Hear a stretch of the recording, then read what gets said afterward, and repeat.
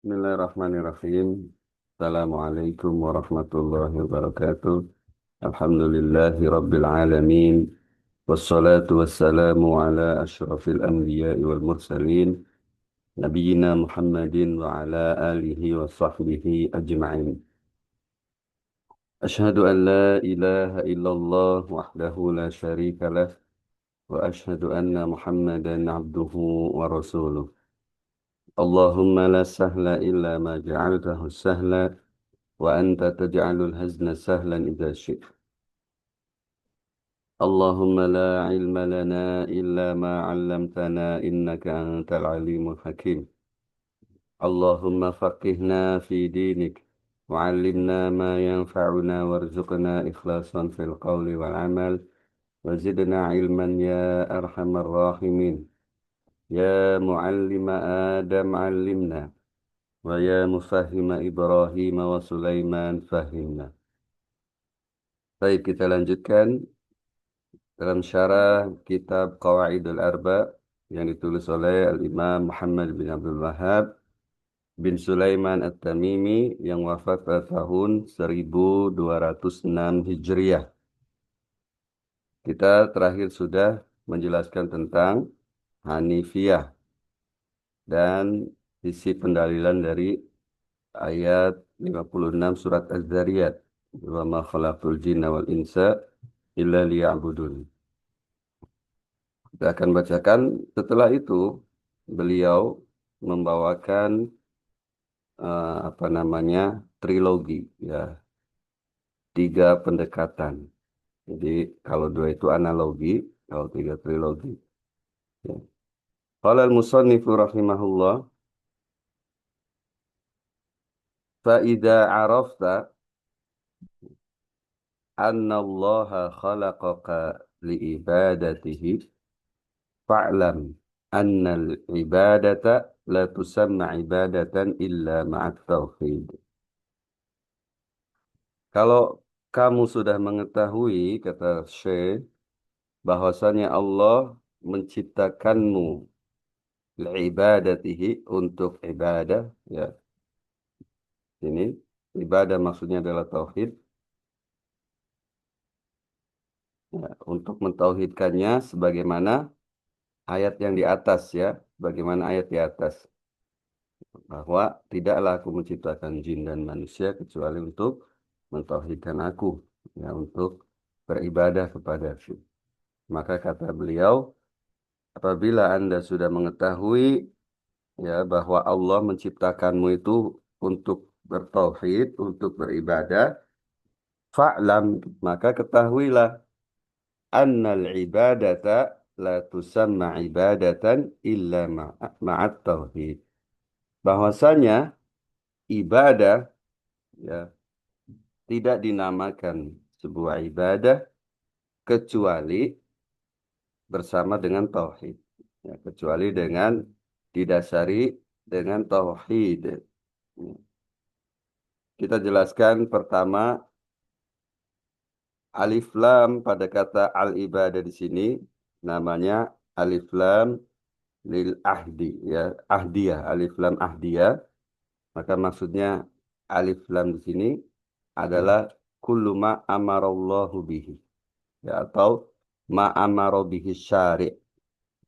Maka maknanya fa'lam, ketahuilah bahwa semua yang Allah perintahkan, semua yang syariat perintahkan tidak dinamakan sebuah ibadah kecuali didasari dengan tauhid. Ya. Kita akan jelaskan kemarin bahwa kalau ada kata ibadah, maka maknanya tauhid. Sekarang ada ibadah, ada tauhid juga dalam satu nas. Ya. Tauhid, ya, diambil dari kata wahada.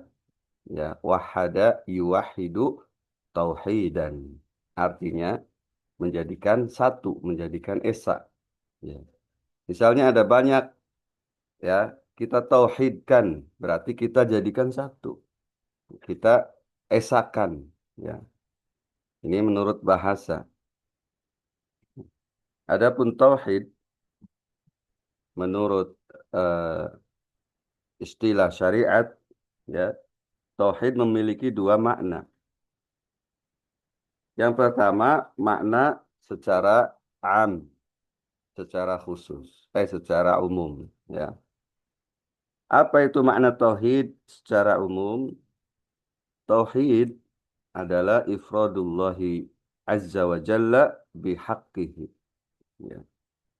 Mengesahkan Allah subhanahu wa ta'ala pada hak-haknya, ya, pada hak-hak Allah. Dan hak Allah ini ada dua, ya. Hak Allah ini ada dua. Hak fil ma'rifah wal isbat, itu yang pertama. Yang kedua, hak fil iradati wat talab. Hak fil ma'rifah wal isbat ini akan berkembang menjadi eh, bahwa kita wajib mentauhidkan Allah, wajib untuk Allah mentauhidkannya dalam dua hal, ya. Dari hak ma'rifah wal isbat ini berkembang menjadi tauhid rububiyah dan asma wa sifat. Tauhid rububiyah dan asma wa sifat. Tauhid rububiyah adalah ifradullahi ta'ala bi af'alihi, ya. Mengesahkan Allah Subhanahu wa taala pada perbuatan-perbuatan. Ya. Ini tauhid rububiyah.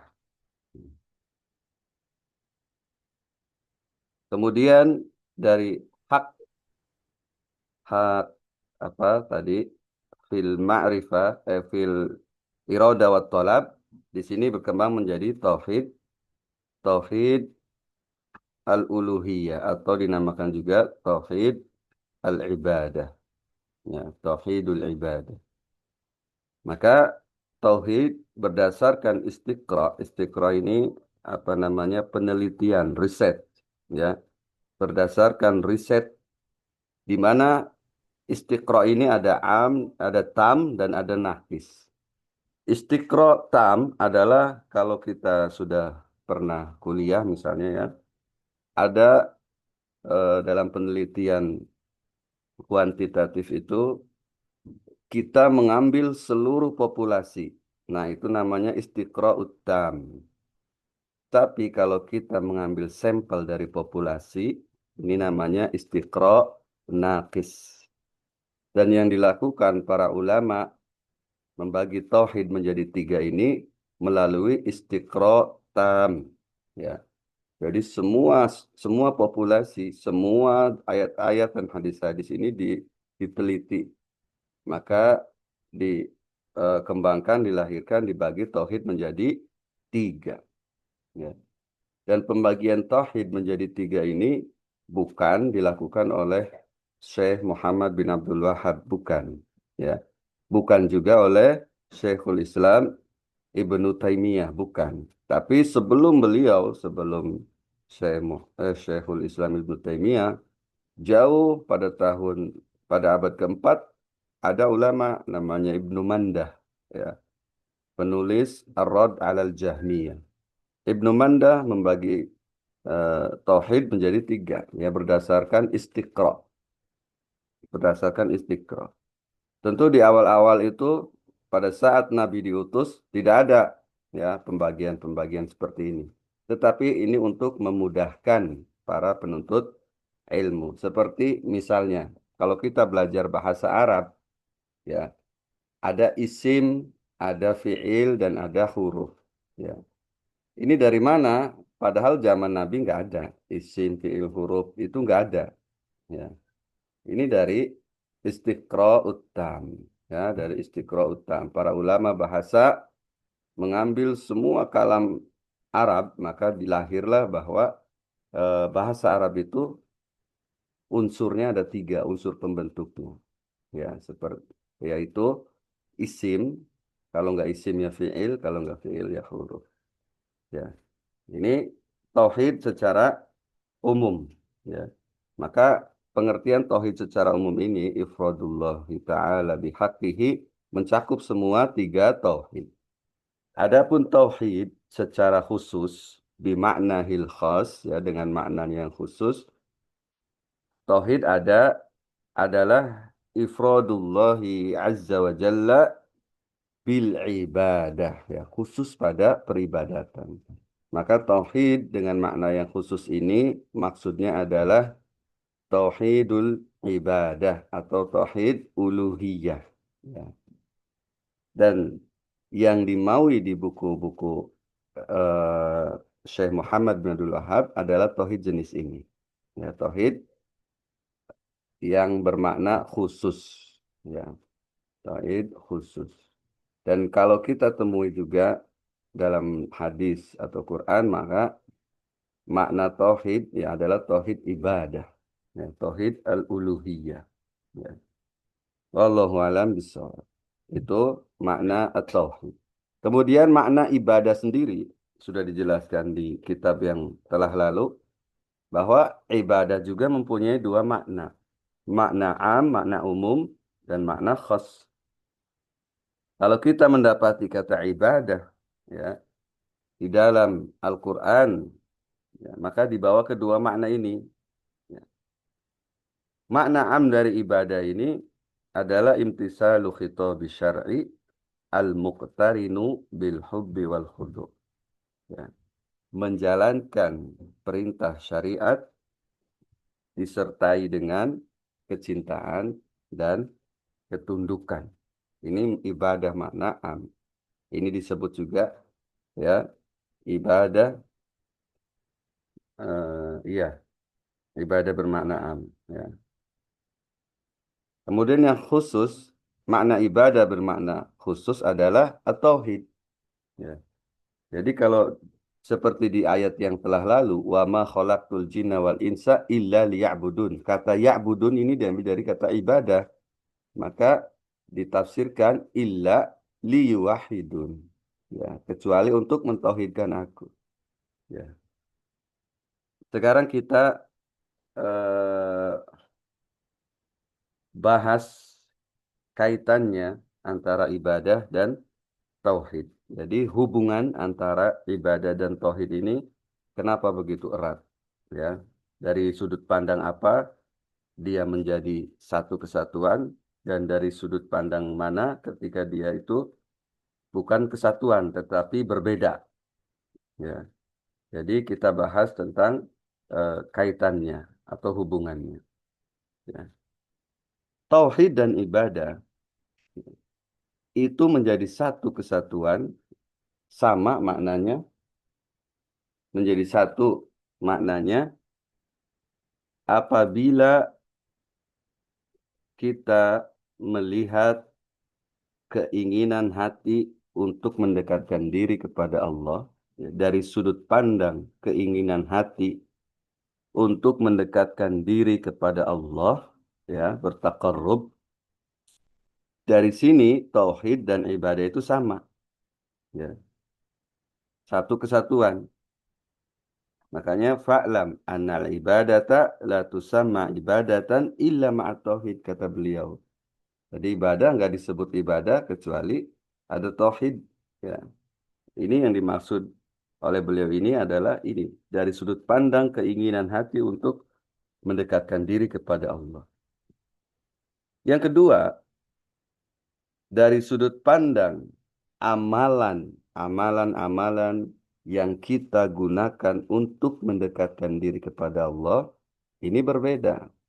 Ibadah di sini lebih umum, ya. Jadi semua amalan-amalan yang kita gunakan untuk mendekatkan diri kepada Allah itu ibadah. Di dalamnya termasuk tauhid. Ya, di dalamnya termasuk tauhid. Ya. Jadi amalan-amalan untuk mendekatkan diri kepada Allah di dalamnya termasuk tauhid. Ini kaitannya. Ya. Nanti kalau belum dipahami bisa didengarkan lagi, diputar-putar rekamannya supaya bisa dipahami. Ya. Ini yang dimaksud beliau bahwa ibadah tidak dikatakan ibadah kecuali dengan tauhid adalah dengan makna tadi dari sudut pandang keinginan hati untuk bertakarrub kepada Allah. Tsumma qala al-musannifu rahimahullah, kama anna sholata la tusamma sholatan illa ma'at taharah. Nah, ini analogi ya, atau nanti disebut juga dengan hadas berarti trilogi. Ya. Sebagaimana sholat tidak dinamakan sholat, maksudnya tidak sah ya, illa ma'at taharah, kecuali ya jika dia melakukan toharoh terlebih dahulu ya, wudu bersuci, karena berwudu bersuci itu syarat dari sholat, syarat sahnya sholat. Orang sholat tanpa wudu tidak sah ya. Tidak sah orang sholat tanpa berwudu. Maka demikian juga ibadah tanpa tauhid ya percuma ibadahnya ya.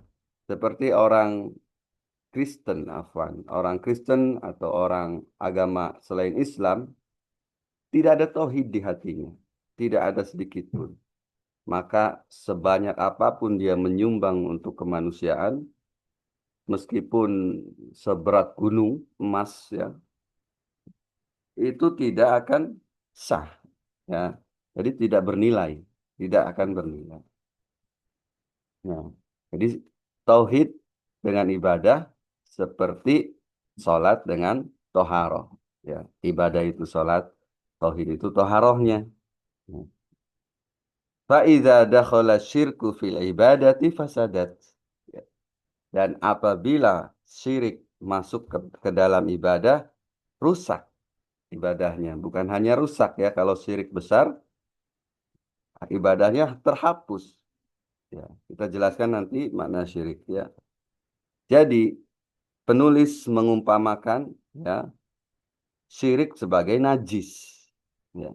Dan memang syirik itu najis dari najis-najis najis yang terbesar dari najis-najis yang ada. Ya. Makanya kata beliau kal hadasi idza dakhala fit taharah, seperti hadas ya, seperti hadas apabila masuk ke toharoh. Ya. Orang telah berwudu, kemudian berhadas, entah dia buang angin atau apa, atau kena najis, ya, maka wudunya batal. Ya, wudunya batal. Dia berhadas, buang angin misalnya, atau buang air. Ya. Demikian juga ibadah tadi. Ya. Ibadah sudah ada tauhid, kemudian dimasuki syirik, ya udah batal semua. Ya. Sekarang kita bahas tentang syirik. Apa itu syirik? Syirik dalam istilah bahasa, menurut bahasa, dari kata syaroka, yushriku atau yushroku. Ya, itu syirik. Sudah dijelaskan bahwa arti secara bahasa syirik adalah berserikat, bersekutu. Ya, bisa berserikat, bersekutu. Ini syirik. Adapun menurut istilah syirik punya dua makna. Makna am dan makna khas. Ya. Makna am dari syirik apa?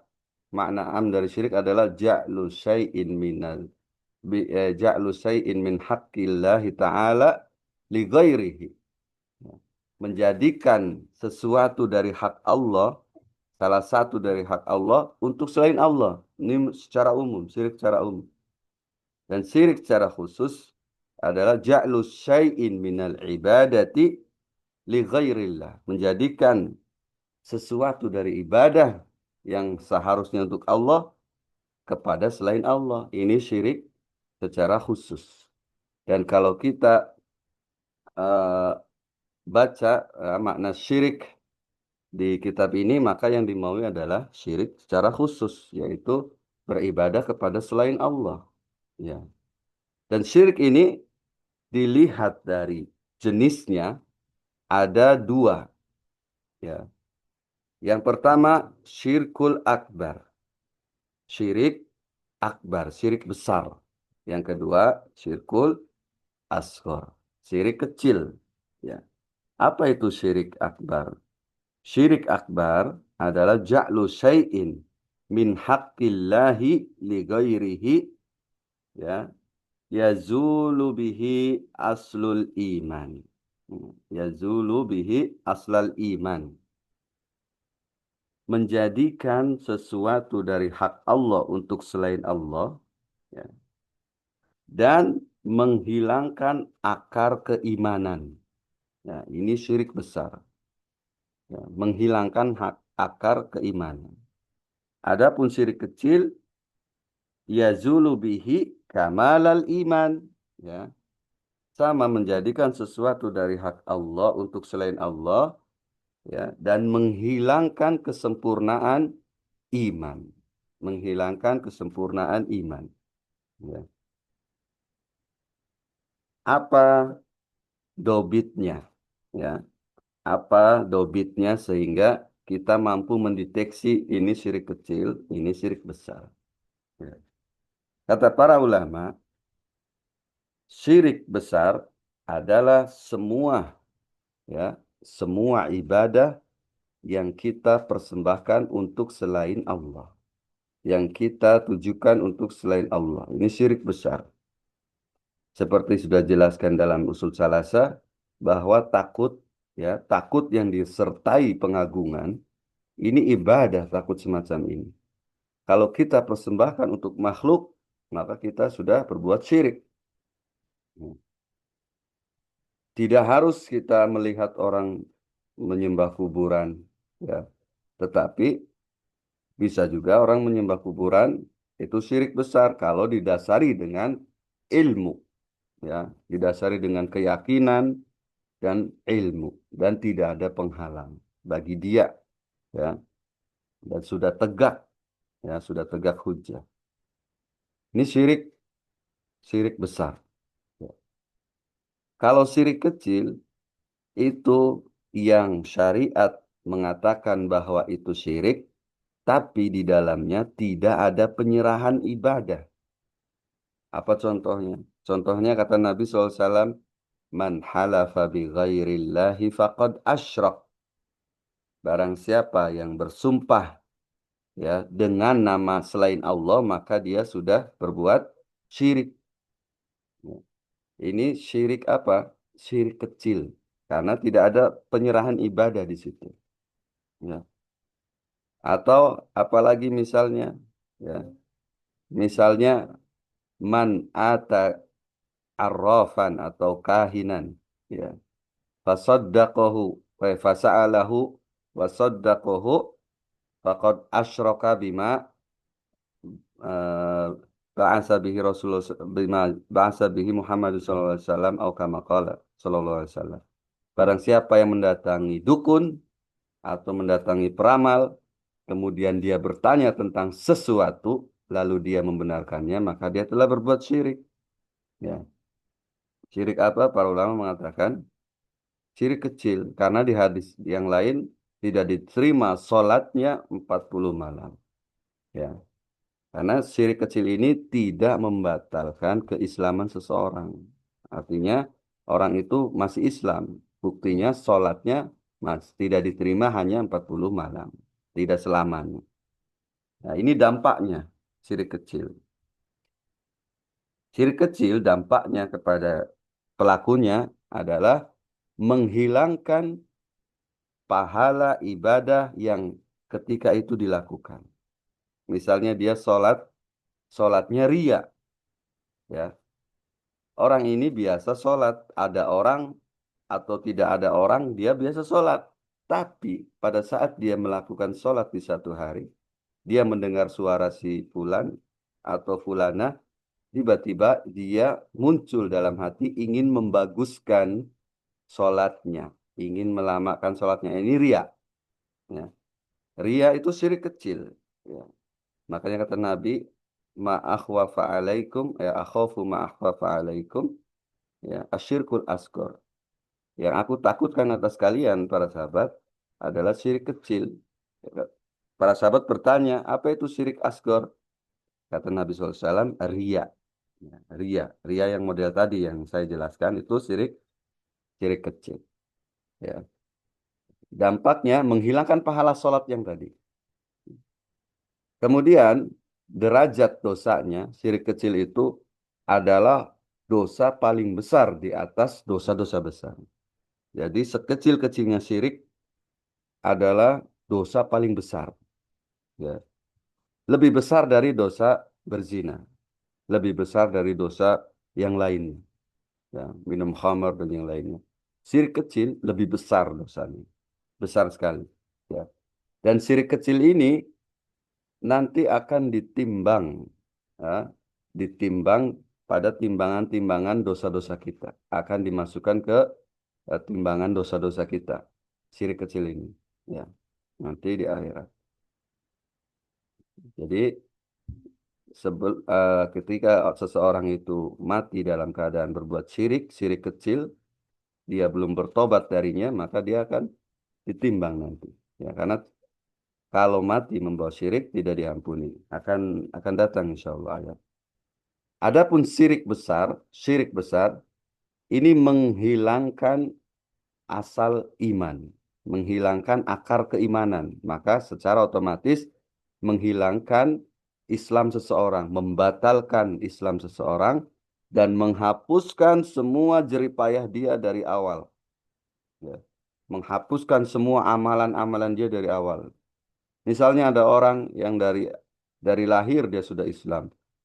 Dia berpuasa setiap bulan Ramadan. Dia sholat terus sampai 60 tahun. Menjelang wafatnya dia berbuat syirik besar. Melakukan syirik besar. Ya. Maka batal semua jerih payahnya. Hapus semua. Ya. Makanya kata Allah, la in asyrokta la yahbatonna amaluk. Ya. La yahbatonna amaluk. Amalak ya. Atau kama qala. Fil ayah ya. Di dalam ayat. Dan wahai Muhammad, ya, sekiranya kamu berbuat syirik, kata Allah, maka batal semua amalan. Ya, alif lam dalam firman Allah tadi, ya, al-amal itu alif lam jinsiyah, ya, lil ahdi, alif lam listighraqil jinsi. Jadi semua amalannya batal dari awal. Ini kalau berbuat syirik besar. Ya. Dan konsekuensinya syirik besar ini kalau meninggal membawa dosa syirik besar, sudah nggak ada harapan di akhirat. Ya, konsekuensinya adalah di neraka, kekal di dalam neraka. Ya. Kita baca lagi, summa qala al-musannif rahimahullah, fa idza arafta anna syirka idza khalatal ibadata afsadaha wa ahbatal amala wa sara sahibuhu minal khalidina finnar. Ya. Arafta anna ahamma ma alaika ma'rifatu zalik. Ya. Ma'rifatu zalik. Ya. Kata penulis rahimahullah, dan kalau jika Anda sudah mengetahui bahwa syirik ini kalau masuk kepada ibadah, ya, kalau masuk dia mencampuri ibadah akan merusak ibadah tersebut dan ahbatul amal dan merusak semua amalan. Wasara sahibuhu minal khalidina finnar, dan menjadikan pelaku kesyirikan tersebut kekal di dalam neraka. Ya. Dari sini kita ketahui yang dimaui oleh penulis di sini syirik kecil atau syirik besar? Syirik besar. Yang dimaksud oleh penulis adalah syirik besar. Karena apa? Karena ada kata wa ahbatol amala. Ya. Dan menggugurkan semua amal. Yang kedua, soro sahibuhu minal khalidina finna. Kekal di dalam neraka pelakunya. Ya. Tidak mungkin syirik kecil, eh, maksudnya ya, tidak mungkin yang dimaui oleh beliau adalah syirik kecil. Ya. Arafta, engkau tahu setelah itu, ya, setelah mengetahui bahaya syirik, anna ahamma, bahwasannya yang terpenting bagi Anda, ya, yang terpenting bagi Anda saat ini adalah ma'rifatul zalik, mengetahui syirik tersebut. Jadi mengetahui syirik. Ya. La'allallaha ayyukhallisaka min hadhihi syabakah. Semoga Allah menyelamatkan Anda dari jerat-jerat setan. Syabakah itu jerat, ya, perangkap. Dari perangkap-perangkap setan yang memindahkan tauhid kepada syirik. Ya, jadi setan itu selalu membuat perangkap agar seorang itu berbuat kesyirikan, ya, agar dia kekal di neraka. Ya. Wahia syirku billah, allazi qala Allah Ta'ala, yaitu syirik kepada Allah yang dikatakan oleh Allah Subhanahu wa taala, innallaha la yaghfiru ayyushraka bihi wa yaghfiru ma duna dzalika liman yasha. Ya. Dalam surat An-Nisa, ya, ayat 8, ayat 48. Allah berfirman, sesungguhnya Allah, ya, tidak mengampuni ayyushraka di sini, ya. Kata ayyushraka, yang paling benar atas dua pendapat ahlul ilmu, ya, yang paling benar ayyushraka ini adalah umum, ya, mengandung syirik kecil dan syirik besar, karena an ini dalam kaidah nahwu, an itu namanya harful masdariyah, ya, huruf masdariyah, dan fiil mudhari yang sebelumnya ada an bisa ditakwil menjadi masdar. Ya. Jadi takdir kalamnya sesungguhnya Allah tidak mengampuni kesyirikan. Ya. Tidak mengampuni kesyirikan. Ya. Maka di sini menjadi nakiroh. Ya, syirkan. Jadi syirkan. Menjadi nakiroh dalam konteks penafian. Ya. Fisyakin nafi yufidul am. Autufidul am.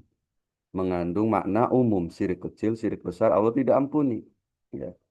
Wa yaghfiru ma duna dzalika liman yasha. Dan Allah mengampuni dosa di bawah kesyirikan. Ya. Duna di sini artinya bukan selain, ya, tapi di bawah, tahta. Ya. Karena apa? Karena ada dosa yang selevel dengan syirik, yaitu dosa-dosa kekufuran. Ya. Dosa kekufuran Allah tidak ampuni. Seperti apa kekufuran? Menghina Allah, melecehkan Allah itu kekufuran. Meskipun kita tidak menyembah Tuhan lain, tidak menyerahkan ibadah kepada selain Allah, tapi kalau kita menjadikan Allah candaan misalnya, menjadikan agama sebagai candaan, istihza, nah, ini kekufuran, ya, mengeluarkan orang dari Islam, atau kita ragu dengan agama Islam, ya. Ini kekufuran juga. Nanti akan dibahas lebih lanjut, ya, tentang ini di kitab yang berikutnya. Ya, dan Allah mengampuni dosa di bawah kesyirikan, ya, bagi Allah, bagi yang Allah kehendaki, lima yasha. Ya. Jadi kesimpulannya bahwa ketika kita sudah mengetahui bahayanya kesyirikan, bahwa syirik itu bisa menghilangkan pahala, kemudian syirik itu bisa menjadikan seseorang pelakunya ini kekal di neraka. Ya, ada empat, ya, dampaknya tadi disebutkan bahwa syirik apabila khalatul ibadah yufsiduha. Pertama, merusak ibadah tersebut, ya, merusak. Kemudian setelah merusak, eh, menghapuskan amal, wayah batol amala, menghapuskan seluruh amal dan menjadikan pelakunya kekal di dalam neraka. Yang terakhir tidak diampuni. Ya, tidak diampuni. Ketika kita mengetahui dampak-dampaknya tersebut, maka tahulah kita bahwa yang terpenting pada saat ini adalah mengetahui tentang jebakan-jebakan kesyirikan tersebut. Ya, jangan-jangan kita dalam dalam kehidupan kita sehari-hari telah melakukannya. Ya. Makanya mengetahui kesyirikan, perintah untuk belajar kesyirikan, untuk mengetahui tentang kesyirikan, berarti perintah tentang lawan dari kesyirikan. Dan itu yang utama terlebih dahulu, yaitu mempelajari atau, ya. Makanya kata musonif, wadzalika bima'rifati arba'i qawaida zakarahallahu ta'ala fi kitabih, yaitu dengan mengetahui empat kaidah yang Allah sebutkan dalam kitabnya. Ya. Kaidah itu, apa itu kaidah? kaidah itu sesuatu yang digunakan, sesuatu perkara yang digunakan untuk menimbang perkara-perkara lain yang sejenis. Ya. Arba'u, empat kaidah ini, yang pertama ya adalah syirik. Ya, syirik tadi, kita harus ketahui syirik tadi. Dan mengetahui syirik, belajar syirik, harus belajar lawannya dulu. Ya, yaitu tauhid. Yang kedua adalah keadaan kaum musyrikin, orang-orang yang berbuat syirik, keadaan orang-orang yang berbuat syirik pada saat Nabi diutus. Yang ketiga, bagaimana cara Nabi menjelaskan tentang kesyirikan, menyikapi kesyirikan, ya. Bagaimana cara beliau? Yang keempat adalah perbedaan antara agamanya orang Islam, dinul muslimin, agamanya kaum muslimin, dan agamanya orang musyrik. Dan yang keempat ini adalah hasil daripada tiga premis tadi, ya, tiga pengantar tadi. Ya.